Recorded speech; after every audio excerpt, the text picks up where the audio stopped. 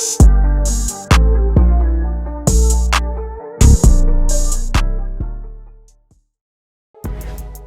what's good, everybody? It's your boy Demetrius behind the lens, and this is another episode of the Creative Vibe Podcast, episode 009. And if you're into magic and illusions, then this episode is for you. I'm going to be interviewing a longtime friend who's been in the industry of magic for over 30 years, working with some of the biggest names and biggest brands in the industry. Without further ado, I'd like to introduce the one, the only, Elliot Zimet. What's good, Elliot? What's good? What's good? Music was coming back on, that creative vibe music. I love it. Yeah. Well, you know, look, look, man, it's the Creative Vibe Podcast is raw, it's uncut. You know what I'm saying? So, you know, we do things the way that I like to do them. But I'm so happy to have you on the show, bro. It's been long overdue. It's been, you know, we've been trying to work it out and get the timings right. But we're here and we're about to dive into it, man. But thank you for coming on the show. No, thank you for having me. And the beautiful thing about us is we've been friends and we've known each other for so many years. We could literally start anywhere. Like we go so far back in this creative process and friendship, and you and I just connect and vibe. And you know, two people either have it or they don't. We just happen to have it on many different levels. And so I'm just looking forward to talking to you and catching up and just going through our journey as friends, but really creatives. Like it's Definitely different. Well, it's amazing because it's been 15 years since I've met you. I think since I was introduced to you, and it's gone so quick. It's been 15 years, bro. Isn't that incredible?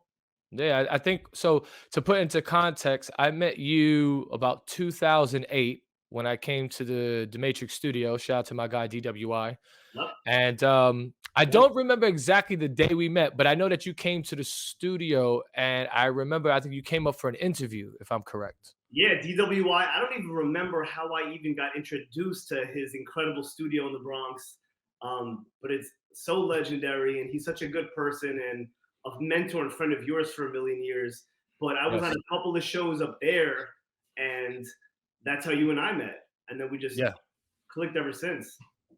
Well, yeah, because once, you know, I love magic. You know, I don't think who doesn't love magic. So when you came up there, I think you did this one trick, and you scared the living shit out of like everybody in the studio. I remember, and they were like, "Yo, Diablo." They were like, "Yo, this guy." They was like, and they all like ran out the studio. And that was the first time. And we got another legendary story about how you made some icons, some legends run out of the studio. Right. I remember you did something with the card and you threw it up to the ceiling or something, and it was the card that they picked, and these dudes ran out. And that was the first time I ever seen, you know, someone of like yourself in a hip hop realm in the Bronx doing magic, and it was like at the radio station. White guy, someone like yourself. Yeah. I mean, I didn't want to say it like that, but it was, you know, but also your style and your the way that you carried yourself. You know, you weren't just like some, you know, dorky white guy who does magic with a rabbit out of the hat kind of thing. It was like Justin Timberlake meets Usher in the Bronx, and I'm just like, yo, who is this guy? I got to work with this guy. And you know, that was all she wrote. From there, we went on a crazy journey of just, you know, getting to know each other. And then, you know, I'm a bit younger than you by maybe 4 years or so. Mm-hmm. So, you know, I'm 36. You're about well, if you want to tell your age, but, you know, so it was kind of cool because it was like I was kind of learning the ropes of the industry and just kind of getting my feet wet with what it was like to be out and run and gun and do my thing. And then, you know, we used to go to Webster Hall a lot too, and shout out to DJ Spinfo because he would always, you know, invite me out. And, you know, it was just cool to be a part of what you were doing. And you were still young too, and just, you know, putting in so much work. And it was just amazing to see your preparation and to kind of see behind the curtain as well. And to have that trust to, you know, be able to see some of the things that you were prepping for shows. It was an excellent experience for me. And I just want to say thank you for bringing me along and, you know, always supporting my work and things of that nature. We always supported each other. Like having you there, I mean, I had no footage. If you weren't there, it would have just been a memory in the wind, which is nice sometimes. But I mean, I still remember some craziness from back in the days. Like I was trying to do magic and people like girls were making out. Remember that footage? Like as we were doing that, it was just so much went on. It was so crazy. And it was Yeah, so I remember like almost like sometimes like having to knock dudes out and stuff. Like we were in, I was like, yo, like it was just like I was like kind of like this production assistant slash not bodyguard because it wasn't like that type of energy, but I was just appreciative of being in the building. I was like, yo, don't mess with this dude, bro. Like, you know, and just seeing people's reactions from the magic that you would do on site. And you had a few tricks that I just loved. And one of them I actually learned how to do, not as good as you, but the whole hand trick and making it disappear. And I still try to use that on the kids now, and they kind of caught on to it because I'm not as good as you, but right, um, right. but that was kind of a tribute. No, but those were the days back then. I mean, I was like the only magician performing at a nightclub at what was it, 2, 3 a.m. making birds appear and turning a microphone, and people couldn't hear me. And as I threw it in the audience at Webster Hall in midair, it turned into a bird and It flew would back fly to me, back. and like making diamond chains appear and money and just all this craziness when it was a wild time, but we did it guerrilla style. We did it together. It was a lot of fun. Yeah, no, that was definitely ill. So I want to go back to the beginning of your career, and kind of tell the people here in the UK and around the world a little bit about yourself. So I like to go back to the beginning, especially there's many people that do know you, but there's still many people that don't. Of And this course. show is dedicated to creatives and giving them the spotlight and telling their story. So I guess obviously the first question is going to be, when did you come across your passion and discover that you wanted to do magic as something as a career? At 9 years old, I saw a magician doing close-up sleight of hand magic, and I was following this guy at a party all night. I was so blown away. I was probably just the most annoying little 9-year-old, but I got hooked that night, and I asked my parents for the holidays for some magic tricks, and I started since then, and I've had such a passion. Like yourself, when you have a passion for anything, you just want to learn each and every aspect of the art. And magic is crazy because it's not one tool. It's you need to learn like scripting and movement, and you got to know about music. And Yep. for me, I put culture into it. And this is the Creative Vibe podcast. Like my magic is a vibe. Like me just growing up in New York and liking the music and the fashion, like it's all part of the vibe I add to my love of magic. So, it's just so many things involved in my art, which is what makes me unique to myself and why I've had the career I've had and been on all the TV shows and tours because of my own, not only the love of the magic, but like the love of the culture that I grew up in. That's ill. And I always saw that in you. So your love for music, who would you say if you weren't a magician or an illusionist, what artist would you be? Because you've got such a eccentric style, such a pop, hip hop kind of style. If you had to like give me three artists that you would say inspires your style and way of doing magic, who would those three artists Yeah, be? you said it from the beginning. Like, hands down, Usher is such an inspiration to me. And I take the inspiration of like his swag and production and like the way his dancers dress and move and the choreography and the lights and even the props. And I literally get inspired by him. I grew up on Michael Jackson and Janet Jackson and concerts, but Fire. that whole style and energy and swag and vibe I put into my shows. And it's just such a part of me. Just like I have a passion for magic, I have a passion for music and production and concerts and artists that I like. And it's melded my career and it's paved like a way and a unique path for me, which has opened doors to a lot of opportunities. Like I was the first magician ever on America's Got Talent. That's because Mm. I was like, if there was ever a variety show like there is for singers like American Idol, I'd be perfect because that's me. I'm like a singer, but I do magic. Well, he's from my hometown, the Bronx in New York City. But I never met anyone who did this. Ladies and gentlemen, Elliot Zimet. It's that same energy. So once I saw there was something called America's Got Talent, my mother told me about it. I auditioned and I was like one of 2 magicians ever there, and I was a semifinalist on the show. And I brought that energy, that unique New York energy I had into that show and into my performance. And to this day, as I've grown as a person and as an illusionist and as a performance artist, my show has grown, but it's still the same creative vibe. That's fire. So I know you started very young. That's a soundbite. Yeah, definitely. I'm gonna take some of those too. I know from young you've worked, you've had the opportunity to perform in front of some big names. Do you care to share some of that with the people? Because I've seen some of the pictures from when you were very young. I think you've done stuff with, like, I think Jay-Z or a couple of big artists from young. I've been fortunate enough in the craziest circumstances. There was a private audition I was invited to for Beyonce when she was at a rehearsal.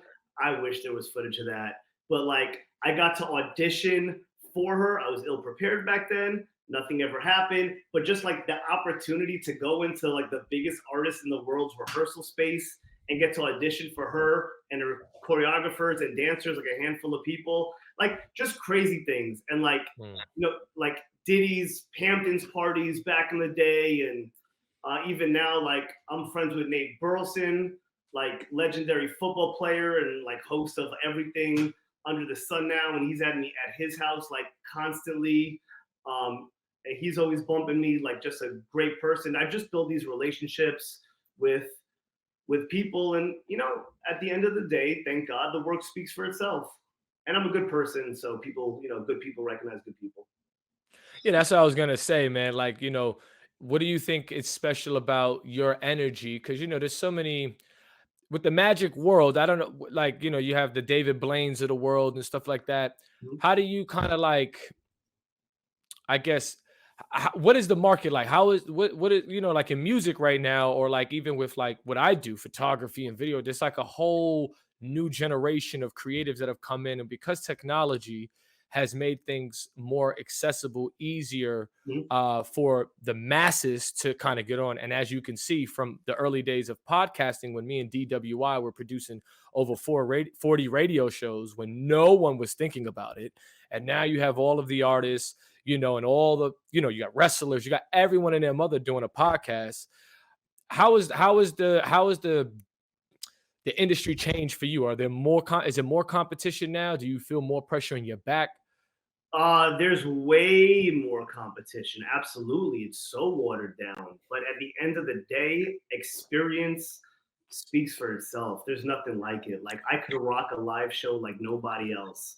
So I've seen it.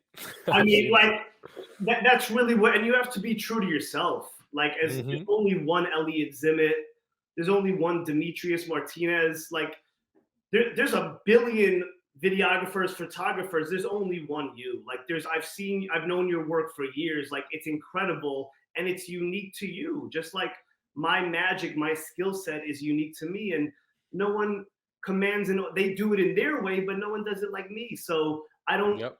feel that competition in the sense of, if someone's interested in me and they like my style, they'll be a fan of mine, just like they could be a fan of anyone else's. David Copperfield, David Blaine, Chris Angel, Elliot Zimet, we're all different, Yeah. you know? Yeah. Definitely. Some of And them are also too, $1 million more, but like, that's okay. I'm on my way.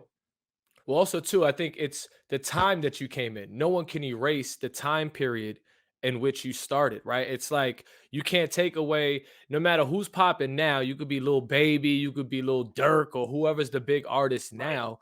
You still can't erase what KRS-One did. You still can't erase, what I'm saying, what Nas did. That resume is what makes these young guys want to rap now, even though the sound and the style is different. You can't take away what we've done. Like I look at 15 years of work and I'm like, it gives me such a pedestal to stand on, and not in an arrogant way, but just in a way to kind of keep doing what I'm doing, because the new generation comes in, and I always hear the young guys come to me, out here in London, and they're like, damn man, like I want to get into this, and I don't know where to start, and you got all of this done. I said, well, 15 years ago, that was the same thing for me. I didn't Exactly. have a resume. I didn't have production credits. I wasn't published in books. I wasn't in all this stuff that I'm doing now. You just got to get started. And we are a catalyst for the next generation. And that's why I do this podcast as well, because I don't think about the things that I do now per se as much as the impact that it's going to have 20, 30, 100 years from now. So you and the stuff that you do now might benefit your son or your children's later on down the line from all the work that you've done now because of the internet and the things that we're doing now. Even this interview, in a sense, right? Describe 100%. I was going to say, how crazy is it that we didn't have children? Just we were kids when we met each other, and I feel like more than the art and the creativity, like how we've grown as people has impacted everything in such a positive way. Like even our conversations from 15 years ago to now are complete. Like we're the same in essence, of course, because we're us, but just like the maturity, but it's also grown into our careers. Like the change in the careers from growing as people and doing the work on ourselves. It's remarkable. And I just know that through our conversations, I just want to commend you. I think it's beautiful.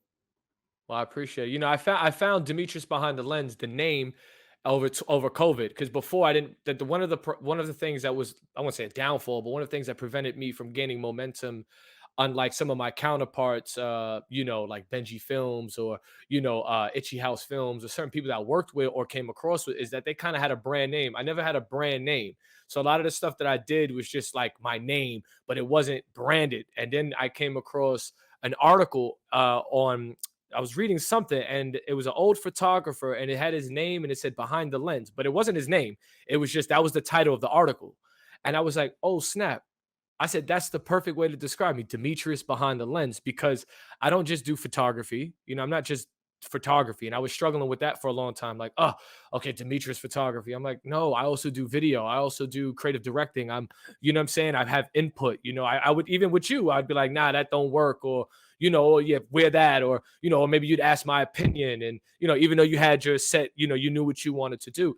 And that was the precursor to developing the name that I have. And I think that now, like, you had Elliot Zimet for so long, and, to have that name. And now I feel like we've come into ourselves. I've come and kind of met you at this point now where we're both parents, we're both brand names of our own, and we're just continuing our journey.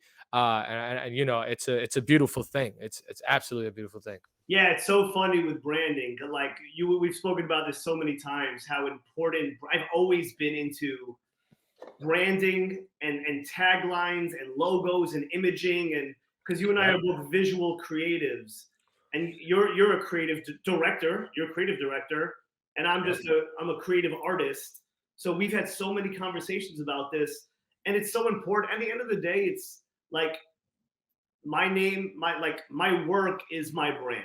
I used to be so, and I still am, like focused on the imagery, but like my work is my brand, like how I present it, which goes along, with my craftsmanship. Craftsmanship. Yeah. It's all perfecting the flow. It all goes together hand in hand. Yeah. So I got a question here. So, I wanted to know, and for the people as well, because I know some of them, but I don't know all of them. But for those that are out there who don't know about magic or are into magic, what are challenges that you faced when creating new illusions or magic tricks, like, or just in general in your career? What challenges have you come across specifically? It's figuring out how to do a specific magic trick or illusion. That in itself, you got to take that out of the equation, because it's very difficult to figure out how to make something happen. But thinking of a creative idea is number one. That's the hardest part. And then after that, I have magician friends who I brainstorm with, and then we figure out how to physically do it. But thinking of a unique idea that is creative to me and fits my brand and my style is the most difficult part, because a magic trick that someone else will present won't look good on me and vice versa. And you want to make it unique to you. So like back in the day when I created like turning a microphone into a bird, people have turned other things into a bird, but I love music and I love artists and pop stars. And I was like, oh, okay, all right. I want to come out as a music artist, people not thinking I'm a magician, and then turn the microphone into a bird and it morphs. And I'm like, okay, now that's me. How is that done? How do I make it look seamless and the best? Yeah. And then figuring it out, and now it looks crazy. But back then it started like looking funky and it looked cool. It was cool because I remember when you did that, and obviously I know the routine because I would go over it with you just to know what to capture. And I just remember you coming out with the mic, and people would be like, "Yo, his mic is messed up." Like I could hear it. They're like, "Yo, his mic is messed up. It's fucked up." And then you be like, "Hello," and then it's like, boom, and then you would. I was just like, man, that's hard. Like that's the good thing about your show is you take people on it's like a concert, but without you singing. You know what I'm saying? It's literally. It's like you're a music artist without the music. The music is the artistry of the magic and how. Well, it's the melody. I'll do like the Act with My Birds. I'll come out with that, which is like a fast song, and then I'll do an interactive piece and I'll slow it down, which is like a slow song. Yeah. And then you go back high with some kind of crazy visuals, and then a lot of my show is very interactive, so people are coming up on stage.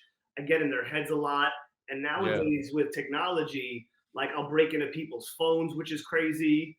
And then all like the boyfriends come up to me after the show, like, "Yo, can you teach me how to do that?" And I'm like, "I trust you. I'm not ruining any type of relationships here, but a lot of cool stuff nowadays with technology." So it's I was gonna say, yeah, you must have evolved because when we got in the game, iPhones were just coming out. You know what I'm saying? Like we were just at the beginning of all of this. We were in the first stage, what I call, of what the digital era is now. We're going into the third phase now, which is now artificial intelligence, which we'll get into. But I think that's really cool that you've been able to incorporate phones and computers, because if they're not even phones, they got phones in them, but incorporate some of that stuff now, because I think then it makes it more relatable to the younger audience who's completely immersed into these things. I mean, really cool. I try and make my magic as organic and relatable as possible. So like I'll change the time on everybody's phone in the audience. Like I borrow a lot of things that people have on them and create these miracles and these illusions with objects that people have, but everyone has their phone. They're on it all day. So I do a lot of magic with social media, and it just helps because everyone could relate to it. And it happens with the whole audience, which is pretty damn cool. Well, one of my favorite tricks to this day, and I tell people this all the time, and I still wish I could do it, is the one where you take the money, the dollar bills, and obviously the question is, well, what would you want to happen with this? Most people say, turn it into hundreds, and then you flip the money around, and boom, you got a stack of hundreds. That trick was the hardest trick, one of my favorite tricks. So simple in terms of the actual trick itself, in terms of, it's not production, but it's like one you can do anywhere. And it's like the perfect icebreaker for a conversation. And I used to love watching you get people going crazy with that one. $5, right? $5. What do you want to see happen for money? Huh? Turn it to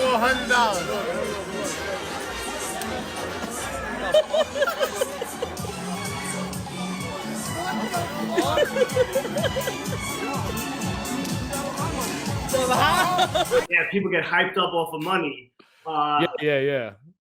Yeah, but it's the same thing where like money's relatable and people love money and people love their phone. So it's like whatever people love, or if you could touch an emotion, if you talk about, God forbid, a death in the family. I talk about my stepfather who helped raise me, and a lot of people who passed away many years ago. And it's relatable, just like money's relatable and phones are relatable. So I try and incorporate as much of things that mean something to people, whether it's physical or emotional, into my show. And that's kind of what takes you on that emotional On that journey. ride. Yeah, the fast song, slow song, ballad type of show. I forgot the artist, but I remember you did that one time in front of an artist or somebody in hip hop, and it was like, "Yo, I need. Well, that's the hustle I need." It was like, "Yo, we need to keep him around so he can keep flipping his bread." I don't, you know, we've That's been the so ultimate hustle right there. You don't even got to sell no drugs. You ain't got to do nothing illegal. You just keep give me some more money. Just keep turning it. You're like a golden goose. it's so funny. I've met some artists even recently who are like entrepreneurs and really smart businessmen, and they're like, "Yo, like, what could we do together to create this amount of like?" I'm like, it doesn't work like that, unfortunately. Like, You know what? I'm surprised though. You haven't been in a music video flipping money like that. Just turning money, like being like some. They got you in a room. And like some crazy scene, they're like, "Yo, they kidnapped the the magician, and they got you in there just turning money and turning money or so." listen, I think that'd be a cool concept. out there.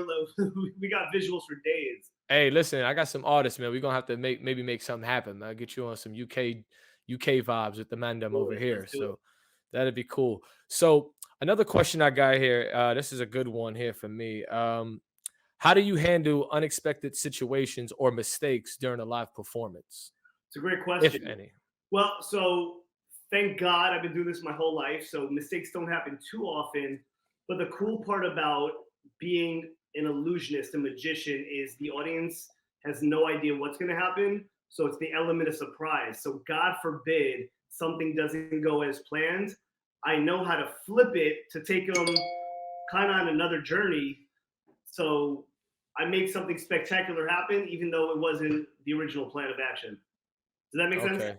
Yeah. It's kind of like you've kind of got like a action plan ready to go. Like, oh snap, okay, maybe you drop something and they didn't know, and you kind of distract them or do something that kind of helps bring the trick back in. Or yeah, like sometimes like the momentum is off, and I got to pull it back because I feel it. But again, you don't know what to expect.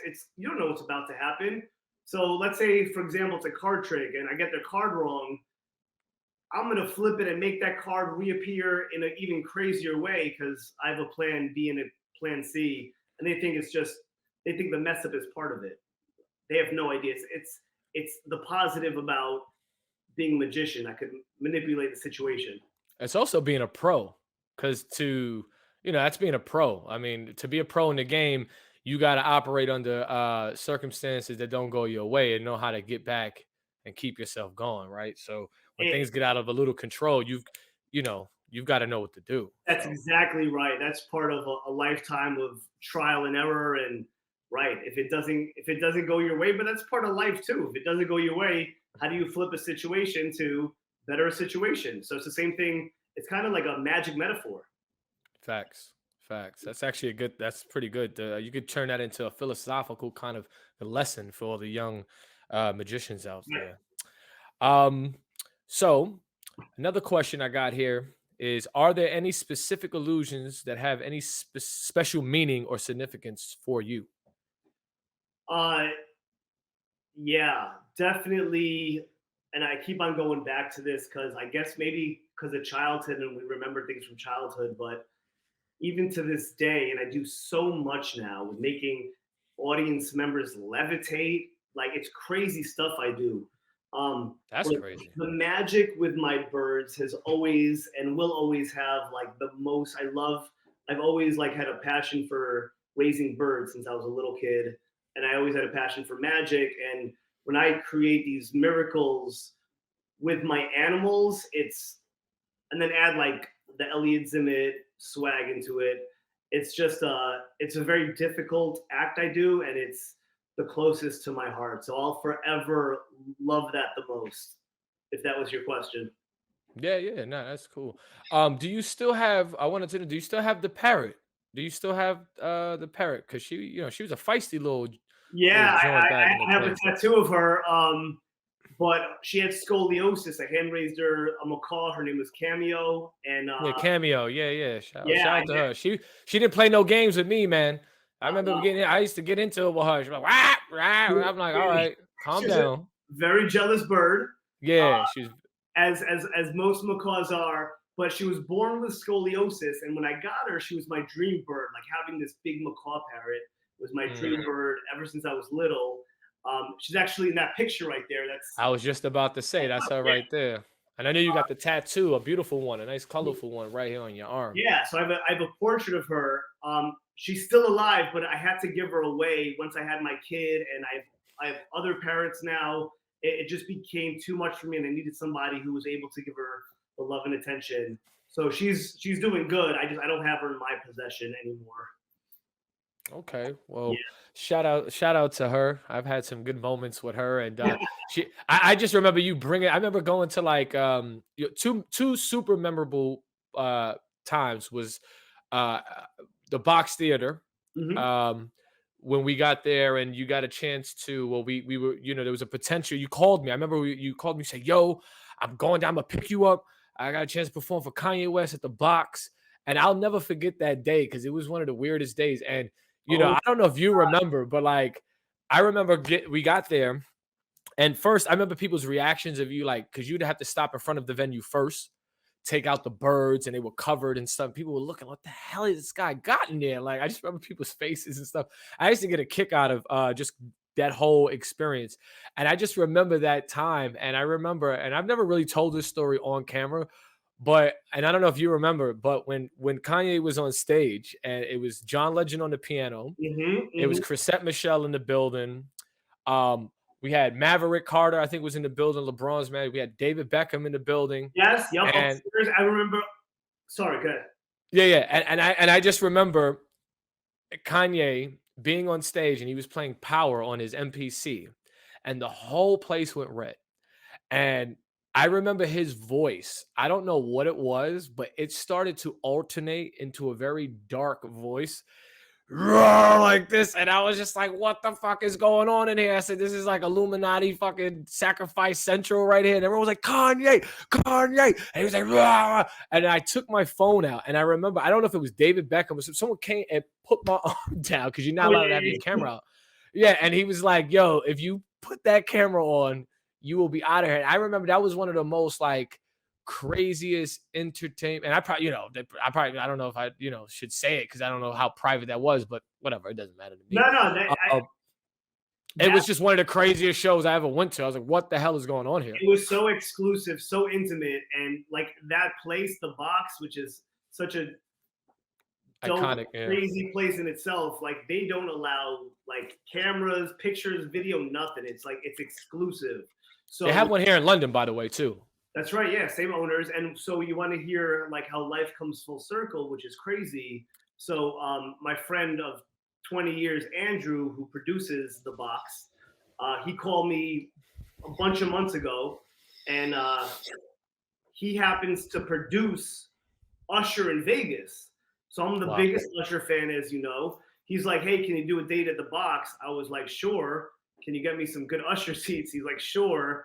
And like that was my connection to go see Usher in Vegas. And my friend's on a tour with him. It just ended, but like 2 degrees of separation is wild, right? You just mentioned the box, talking about Usher, and he's the producer of both. And that's how it is. You know what I'm saying? That's how this industry goes. The other time was with the great, and rest in peace to him, Fred the Godson. We were I remember that time. I got the picture, so I'll we'll bring them up. But we were in Blockwork Studio when he finally got his studio, way in the cut near like Co-op City in the Bronx. Yes. And you're a true Bronx head. So the BX all day, hip hop. I just trusted you. You're like, yo, we're going to the hood. This guy, I didn't even know who he was back then. Yeah. You took me over to Fred's studio because you knew Fred, and we were doing magic for him, and like that's the day like him and I became like real friends. Like, I mean, I saw him a dozen times after that, and I knew his wife Leanne, like amazing. Like he was just such a good person. Like I saw him at Hot 97 Summer Jam when he performed that year, and he was always just like the most down to earth, genuine, and like I became such a fan. His flow was like no other, like the king of New York rap, and like represented the Bronx like nobody else. and I was Big Bronx. a fan of his, like just as a human. So just the most down to earth, genuine, no ego type of person. But you introduced me to him. But what was so crazy, I don't know if you remember, you lost the footage of that night. Remember, I know. Did I did, right? Did I lose? deleted the accident from like the camera, and I'm like, I would, because it was, the reactions were bananas. Like, because you did because it was Goods. Goods was in. I got the pictures still though. Thank God, I still got the pictures. But you had Goods. It was Fred, and it was the twins. It was everybody in there, and you did that same trick in there, and I was like, watch these dudes bug out. And you threw the thing up. You threw the cards up in the air, all of them. But then that one that he picked stuck on the ceiling, and they left their own fucking studio. They left, all of them left us. We was in the studio by ourselves. It was such a memorable night, man. That was fire. It was so. It's almost better that we don't have, like, the memory is just so great. Yeah, well, I still got the pictures. We'll bring them up on the I can't believe screen, I can't wait to see him. Yeah. Yeah, the classic times. New Year's at Webster Hall, that was crazy. Still, I remember you remember that was the first time I ever went there on New Year's Eve, and I remember how crowded it was, and that was way before the renovations. That's when it still looked like the old Webster Hall with like the old TVs up there and stuff like that. We had to do it such guerrilla style. Like, I mean, there's no elevator in Webster Hall. Like, yeah, to get to the main stage, we had to carry like all my equipment. Like the birds, everything. You had to be careful with the birds, not bang them up too much. I remember people backstage. I used to have my props set up, and they would put like their drinks on my like expensive prop. It was you used to get tight too. You used to get real tight. Yeah, it was like custom work costing thousands of dollars, and people are like treating it like just trash. But like, they're drunk, they don't know better, and like, I'm performing in a nightclub when people are just done at 3 a.m. So. But it helped me become the person the guy you are today. So if there was a opportunity to do magic, two things. A person, who would you want to do a performance for, and what performance would you choose? And the other one is, if you could go to another country or another city to perform your work that you haven't been to, where would that be? Great questions. I think, honestly, magic-wise, just people like I look up to. I don't want to keep on repeating the same thing again, but like, if I have an opportunity to perform, even just like your top 3 people, top 4 people, if you get an opportunity, what trick would it be and who would it be? Doesn't matter. I'm not sure. Great question, because I got a whole arsenal of magic I do now, and it depends on like the situation. Like, where's it going to be? Is it going to be like live on TV? Is it going to be one-on-one? And a lot of magic I do is situational. So if I meet somebody, I could have something in mind, but depending on like the moment we're in, I may switch what I'm going to do, because I think something will be stronger in that moment. But I would love Barack Obama, Oprah, Usher, all the people Fire. I look up to, respect. I would, kill to have those opportunities and all that. So God willing, one day. And what about a place in the world? Any cities or any place? I've never been to London, England. So 100%. Oh yeah, you definitely got to come. You're there. I maybe am, but I would love to perform there because I hear it's beautiful. Oh man, it would. I'm telling you right now, even if you did street magic in London, man, you would probably blow up here, man, because your style, and then just the look of the city, of how it looks here. It's so beautiful that I think it would be a good look, because we know you're so New York, but to have that London and British accent, I think people will go insane. And because you're American, it would just completely be like awesome. So we've got to manifest that in some kind of capacity, even if it's you out here to just do some street magic, and I introduce you to some people, and then that leads to a bigger situation, because I think the UK would be really good. Sounds very sexy. I like it. We got to get Elliot Zimet at the O2 Arena. That would be iconic. That would be really your mouth to God's ears. Let's go. So going forward, what would be what would be some advice for the next generation? Because now you're essentially now a OG, super OG actually in the magic world, and a mentor probably. I don't know if you mentored anyone before, but in the eyes of the young, you would be. So, what would be any like advice for young people trying to get into magic? Like, what could you save them from going through that you've had to go through? Um, all of these years. There's nothing to save anyone from going through. Everyone needs to put the work in and fail and trial and error.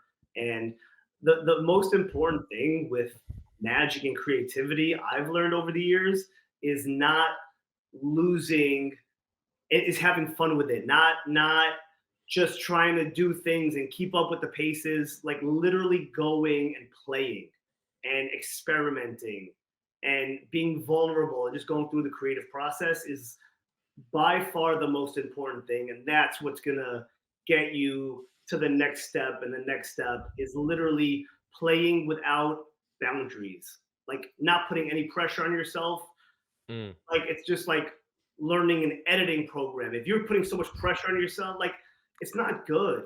You got to go mm, in there with just like playing around and like no fucks given and mm. just having fun with it. Like that's how you learn, is when you have fun with it. And to this day, if I put too much pressure on a routine, it's force. It's not good.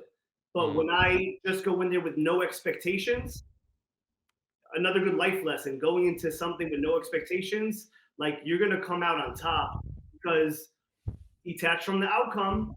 When you detach from the outcome in anything, creative Mm. wise, personal wise, you win. Yeah. That's fire. That's fire. How do you one thing I always want to know because you've grown, I've watched you, obviously I remember we used to like sneak into your mom's house from the back and go into the house and stuff like that. You're like, yo, I'll just bring you through the back. We used to hop over the little balcony and Uh-huh. stuff and Yeah, up yeah. at Riverdale, Right. stuff like that.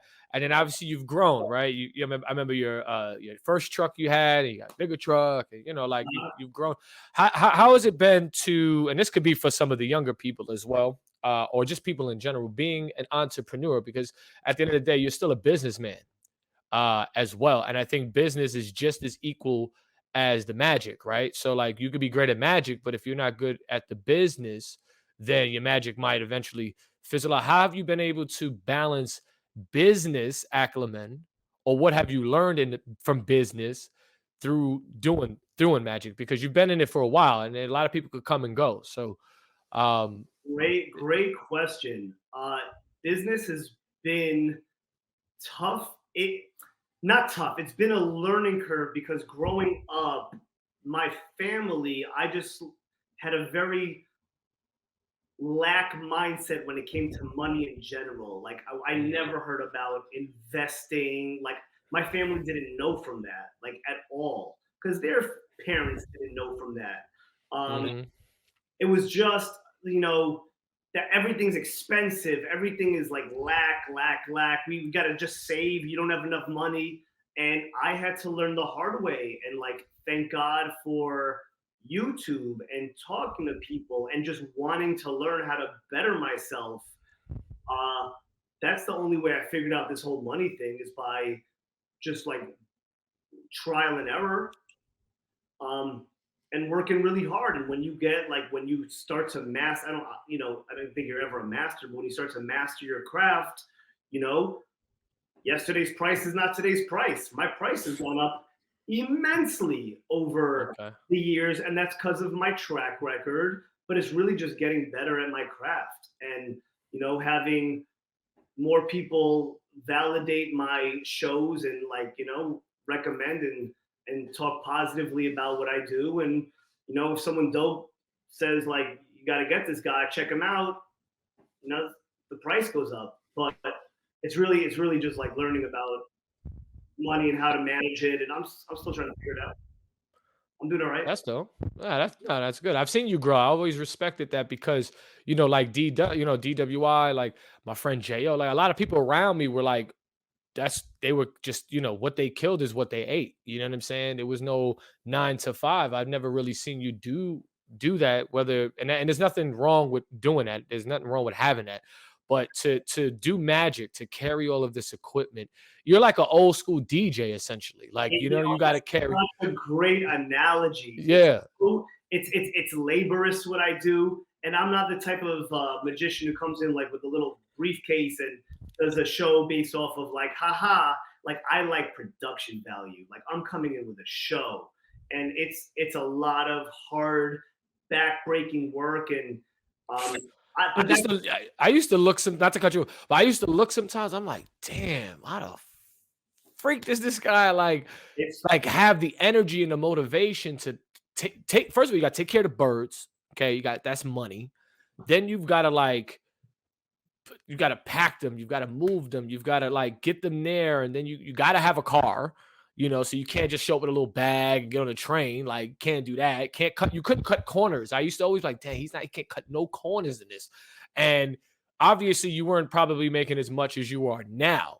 So it's like, oh my God, like, it's like, you know, technology got easier for some people, like for DJs and artists, or producers, right? They don't have big equipment and stuff. But for you, it doesn't get easier. It actually gets harder because you. No, and by the way, like you just said, it hasn't gotten easier. It's still very laborious. Again, it's the nature of the type of show I'm attracted to.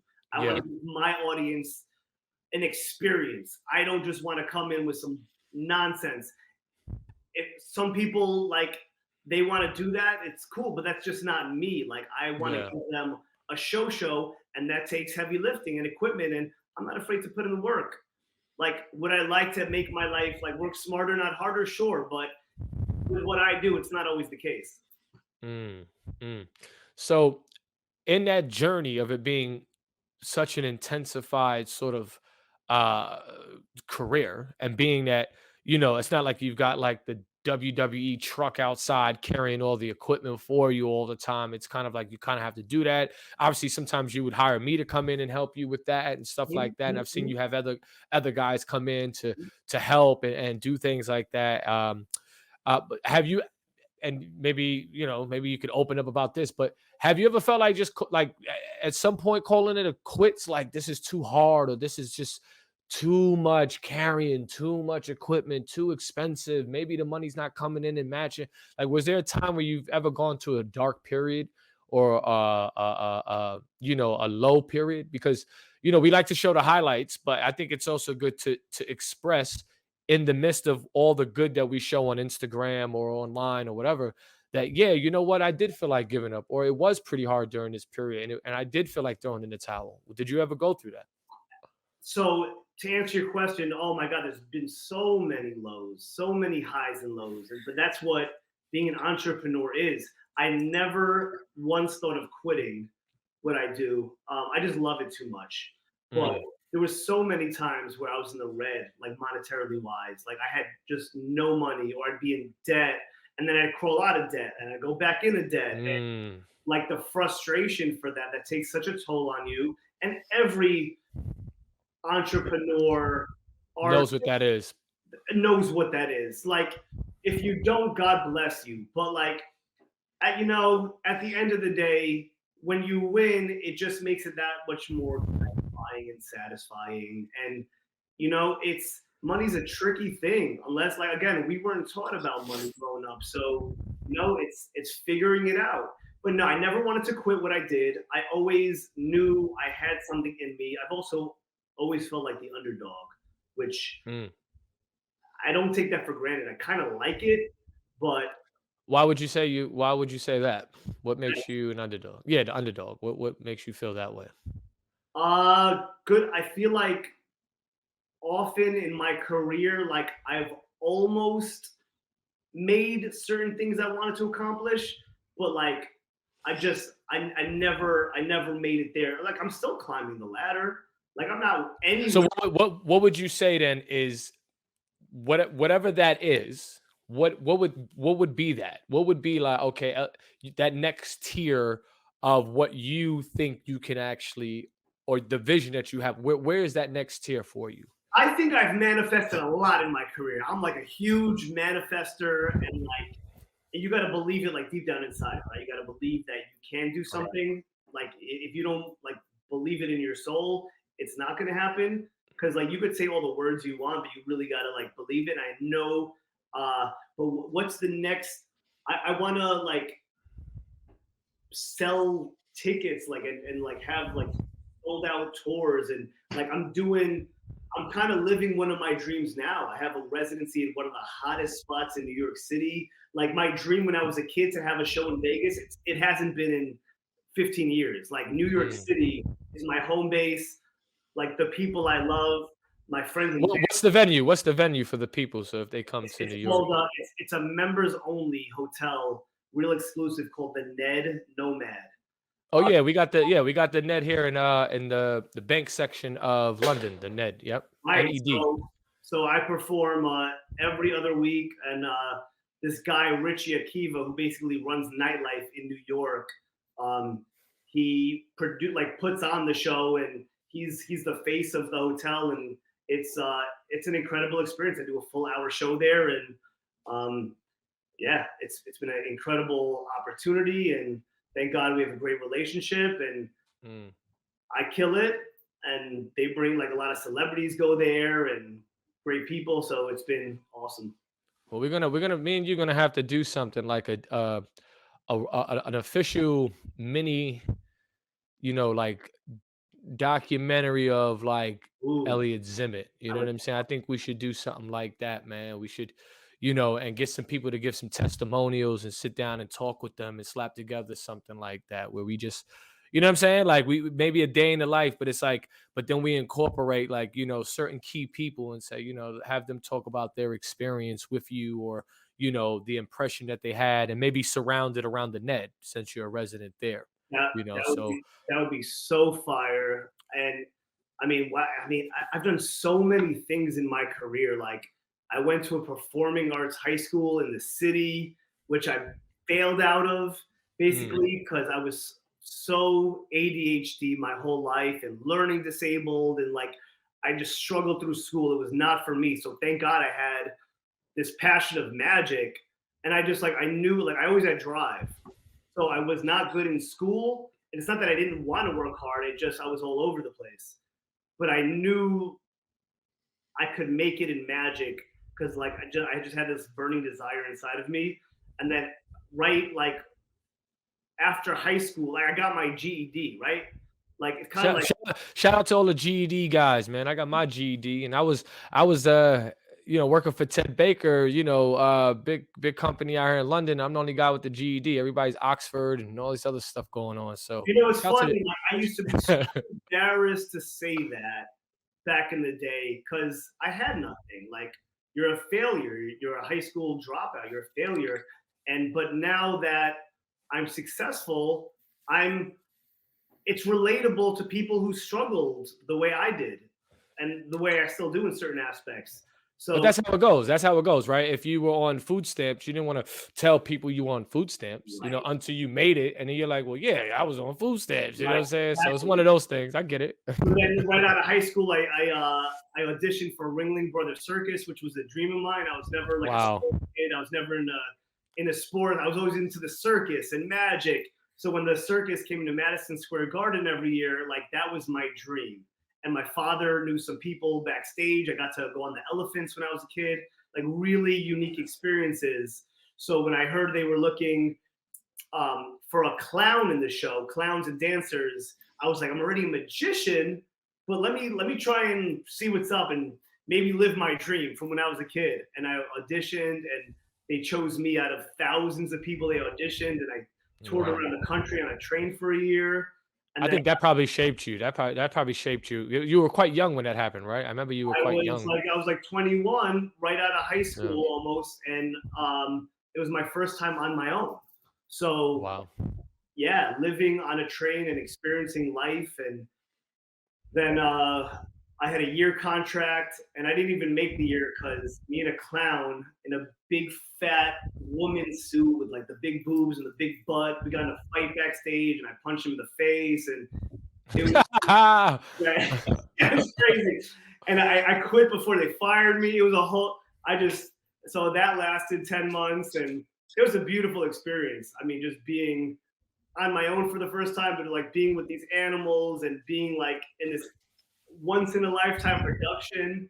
And then after that, I did America's Got Talent, and then I did like a tour for Dos Equis, the beer company. Fire. So, Most interesting man in the world. I love those commercials, man. so they were so good. Yeah, because I felt like that's who I wanted to be, was that old guy. I said, look, man, if I'm going to get old, if I'm going to be, I always wanted to just be the most interesting guy, jumping out of planes, doing this. I wanted my life to be like that. I didn't Thank want to you. be, you know what I'm saying? I didn't want to be just, I didn't care what job I had, what I did.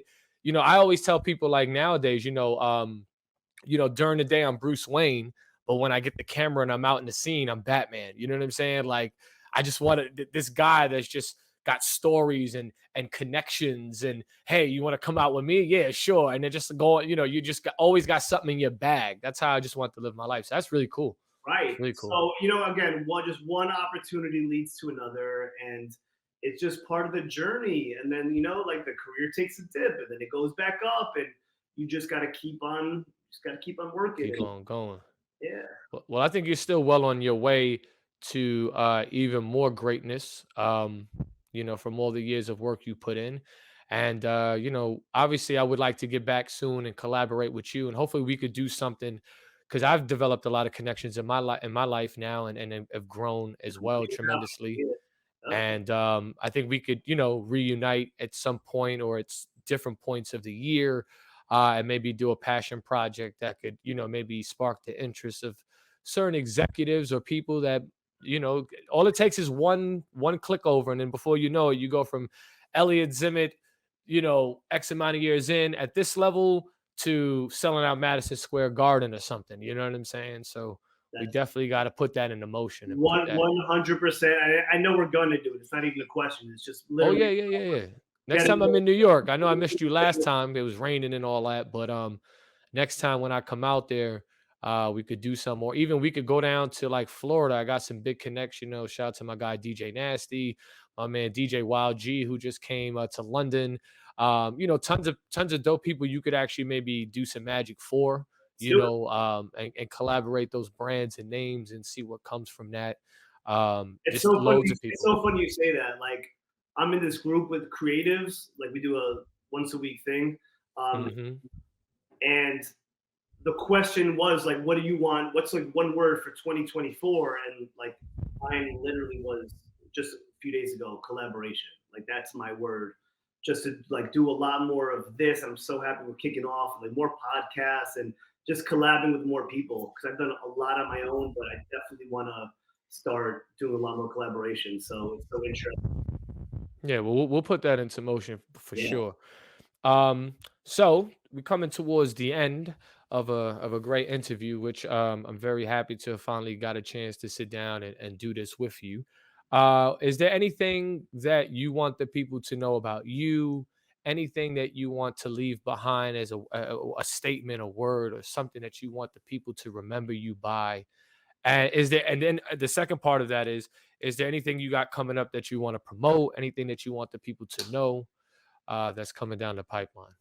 And just keep on being yourself and spreading love, and whatever you focus on grows, detaching from any outcome in life. And that's where the magic happens, when you just put your love and passion into anything you do, whether it's your family, your children, a relationship, your career, like whatever you put your genuine heart and energy into, that's what manifests itself, and you'll lead a happy life. I mean, for me, everything's about like what's going to make you happy in life.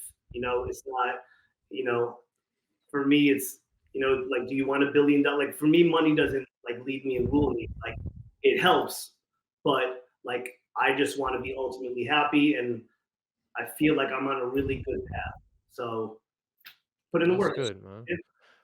And any shows, anything coming up, anything that you want people to know about, to look out forward for, that's coming down the pipeline, anything?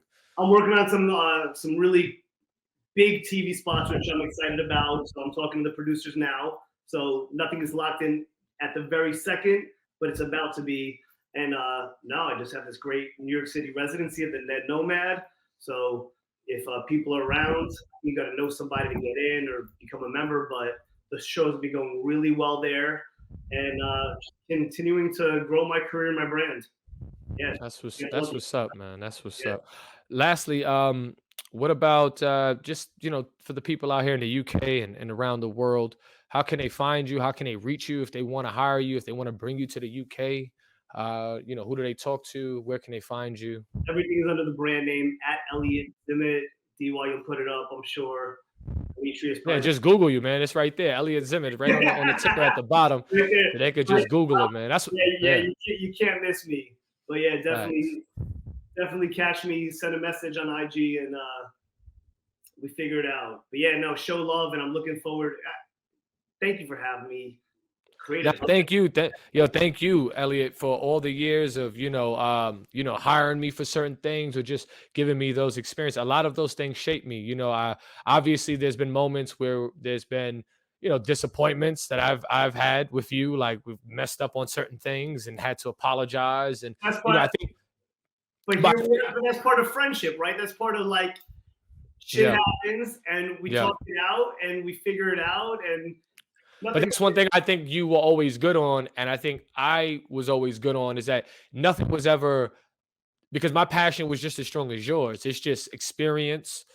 Mistakes happen, shit happens, but you were always someone mature enough to be able to go. I could go, hey, look, and I know, and you were real with me. You would express you weren't like, aggressive, but you would express your disappointment or anger, towards that, or if you felt let down. And I always had it was always a place where I could say sorry or I could apologize if something happened, or vice versa. Like, look, I'm trying to, get the show going, and I think that that's what makes us really cool is that even if we don't speak for a couple of months, we could pick back up and have a conversation, or It's and it's a mutual respect that honestly both of us have, and like we've always held each other accountable, and it's Yeah. always been with love. It's like you said, never aggression, never disrespect. There was never any of that. And when there's not disrespect, like you could literally come back from anything. Like 100%. right? If when people get nasty and disrespectful, it's just like it's not